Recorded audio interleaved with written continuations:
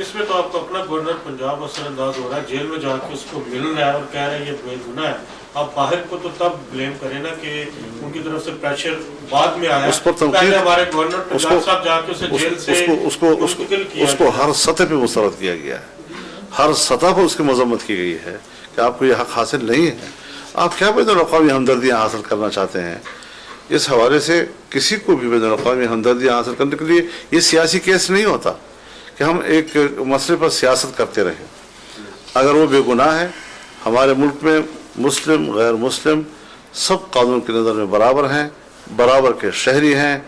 کسی طرح بھی کوئی غیر مسلم جو ہے وہ نہ اس کے جان، نہ اس کے مال، نہ اس کی عزت و آبرو کے حوالے سے کسی سے کم حقوق ہیں. بالکل برابر کے حقوق ہیں اور برابر کا رویہ جو ہے وہ قانون کے تحت ہونا چاہیے. اب اگر اقلیت کی بات ہے کہ جی اقلیت کی بنیاد بنا کر جی ہم تو مظلوم ہیں، اس اقلیت کو اگر ہم ہندوستان میں لیں اور کشمیریوں کو ہم دیکھیں، وہاں پر اس مسلمان اقلیت پر جو مظالم ہو رہے ہیں اس کی بات تو کوئی نہیں کر رہا ہے. لہذا صرف پاکستان کے لیے یا کسی اسلامی دنیا میں اگر کوئی اقلیت رہتی ہے، اقلیت تو دنیا میں ہر جگہ رہتی ہے جی، اور جہاں اس کے حقوق محفوظ ہیں کسی نے نہیں کہا کہ وہاں پر اس کے حقوق محفوظ کوئی احتجاج کیا ہے. اگر برطانیہ میں ہمارا مسلمان خوش ہے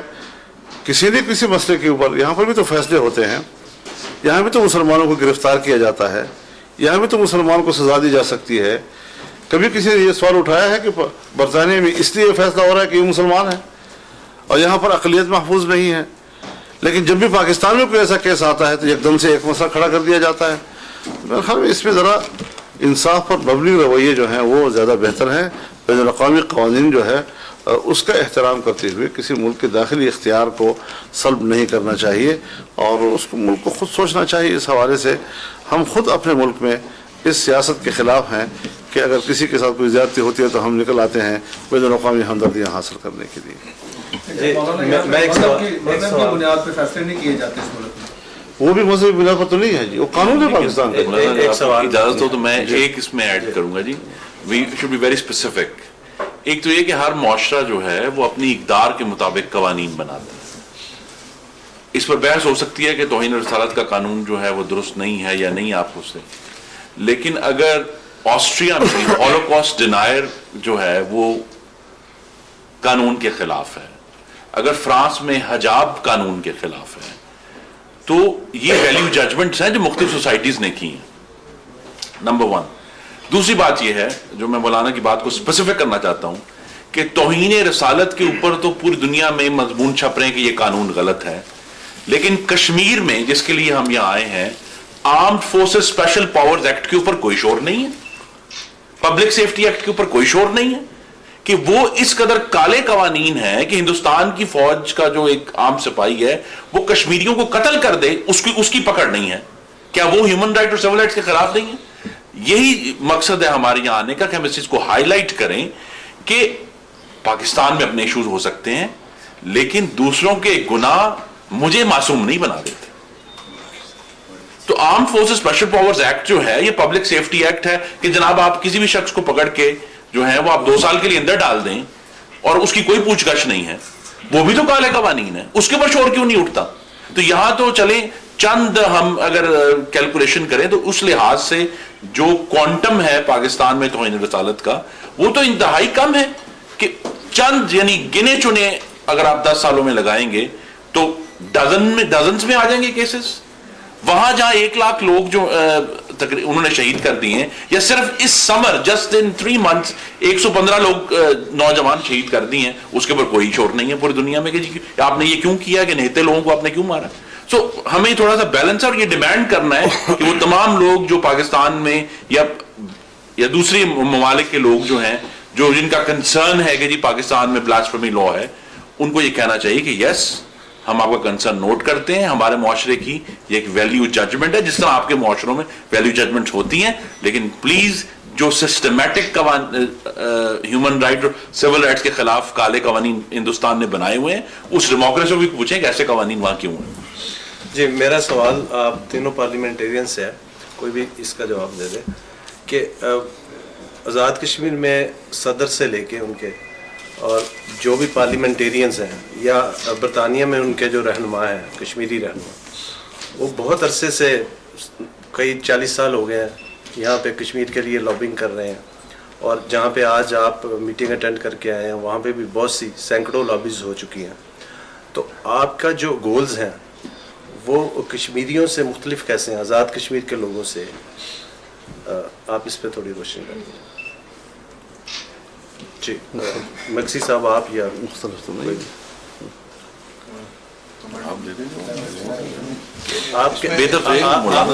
آپ کے جو گولز ہیں وہ آزاد کشمیر کے لوگوں سے مختلف کیسے ہیں؟ کشمیر کے مسئلے پر ہمارے ان کے ساتھ گول میں اختلاف نہیں ہے. ہمارے پاس یکسانیت ہے, سوچ ایک ہے, موقف ایک ہے, اور اس میں کوئی دو رائے نہیں ہو سکتی. جی خادم صاحب ناصر. خادم ناصر ٹیلی مصطفیٰ. مولانا صاحب میرا ایک سوال ہے کہ 93 سے آپ کی یہ کمیٹی بنی ہوئی ہے, اس وقت سے لے کے اب تک موجودہ دور میں کیا اس مسئلے کے حل کے لیے پہلے سے زیادہ آپ کو کچھ رسپانس ملا ہے؟ دوسرا یہ جیسا کہ ابھی آپ نے ذکر کیا کہ پارلیمنٹ میں یہاں لارڈ میں پاکستانی جو ہیں ان کی اکثریت زیادہ بڑھ رہی ہے, تو کبھی آپ نے یہ سوچا ہے کہ اوورسیز کو بھی نمائندگی اس کمیٹی میں دی جائے جبکہ وہ یہاں کشمیر کے لیے کام کرتے ہیں؟ اس میں میں گزارش کروں گی, یہ جب پارلیمانی کمیٹی ہے تو پارلیمانی کمیٹی میں اسی پارلیمان کے اراکین اس کے رکن ہوتے ہیں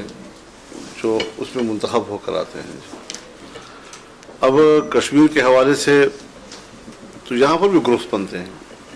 لیکن اگر وہ ایک پارلیمانی گروپ ہوگا تو اس میں وہی ہوگا جو یہاں منتخب ہوگا, اس میں پاکستان سے لوگ نہیں لے جائیں گے. ہاں یہ ضرور ہے کہ ہم نے اپنی کمیٹی میں ہر مرحلے پر جب بھی کوئی نیا ایشو پیدا ہوا ہے, یہاں تک کہ اگر مقبوضہ کشمیر سے آل پارٹیز حریت کانفرنس کی مرکزی قیادت ہمارے ہاں تشریف لاتی ہے تو جب بھی کوئی تشریف لایا ہے ہم نے اس کو غنیمت سمجھا اور ان کو ہم نے دعوت دی اور وہ تشریف لائے اور اس کی آراء ہم نے سنی, ان کی تجاویز ہم نے سنی, اس سے ہم نے رہنمائی لی ہے. کشمیر کی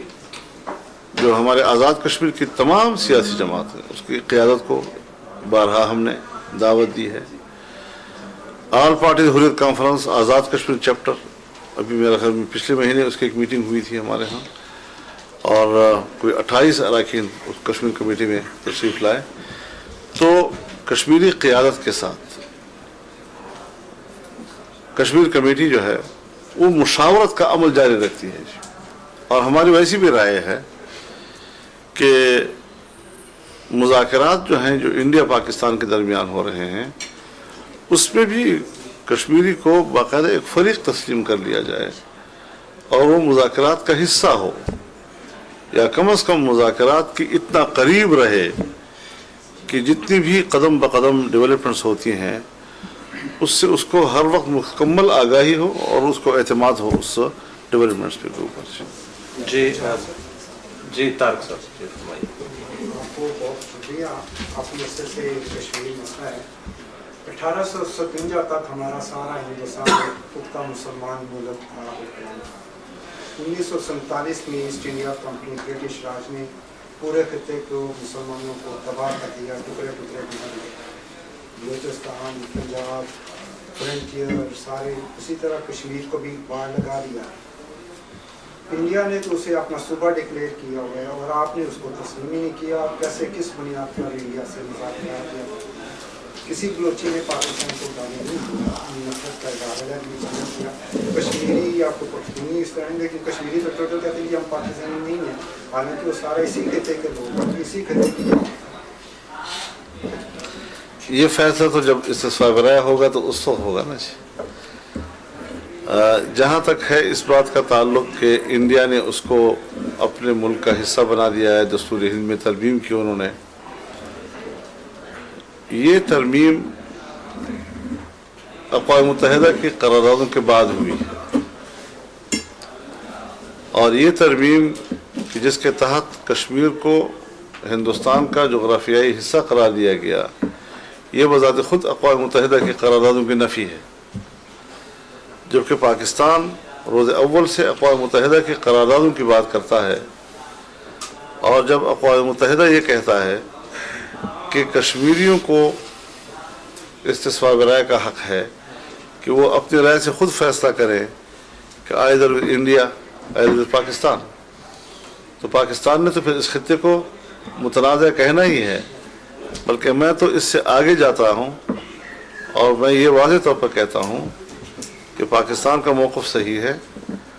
انڈیا جو ہے اس کا جو کردار ہے اس خطے میں، اس حوالے سے کشمیر اس وقت مقبوضہ ہے، آکوپائڈ کشمیر ہے جی، تو پاکستان نے اس کو آکوپائی نہیں کیا، پاکستان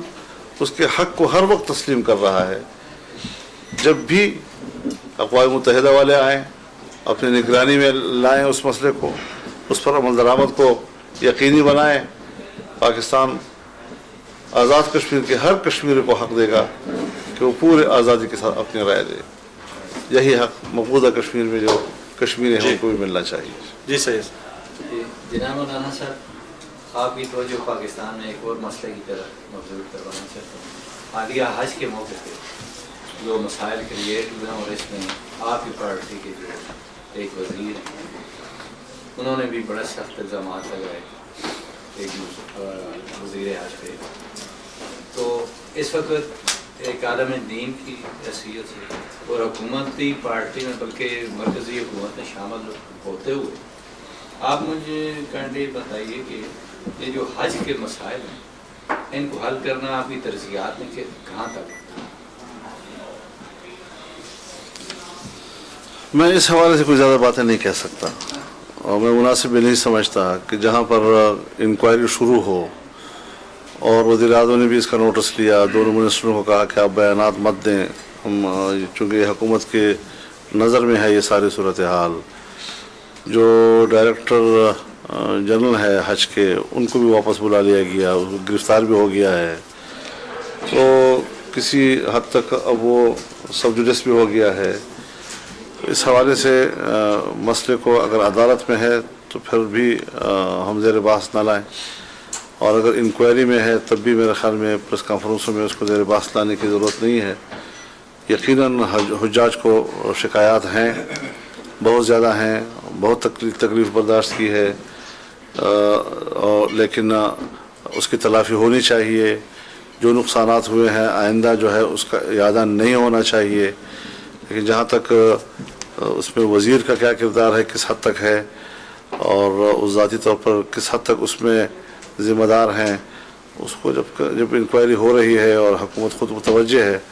تو پھر میں مناسب نہیں سمجھتا کہ میں کسی فورم پر اس پہ تبصرہ کروں۔ ہمیشہ 8 سال کے بعد اسی طرح کے واقعات ہوتے ہیں، اور 8 سال پہ وہ آ جاتا ہے، ہم لوگ نہیں، حج ہے ایسی چیز کہ جہاں پر مشکل تو ہوتی ہے، یعنی حج ہے ایسی چیز کہ جہاں اگر آپ یہ سمجھیں کہ میں جس طرح یہاں لندن میں ہوں اور بڑے خیریت کے ساتھ میں صبح اٹھتا ہوں اور شام کو واپس آ جاتا ہوں، وہ ہے مشکل کام جی، تو مشکلات تو ہوتی ہی ہیں، لیکن اگر کم از کم ہوں جتنا یہاں تو زیادہ سے زیادہ مشکلات پیدا ہوئی اس دفعہ جی۔ جی راج صاحب، سر میرا نام راجہ فیض سلطان ہے، تو آپ کی پاکستان پہ میری نظر ہے، پاکستان میں جو مزدور ہے اس کی، یہ ذرا ہٹ کے سوال ہے کشمیر سے،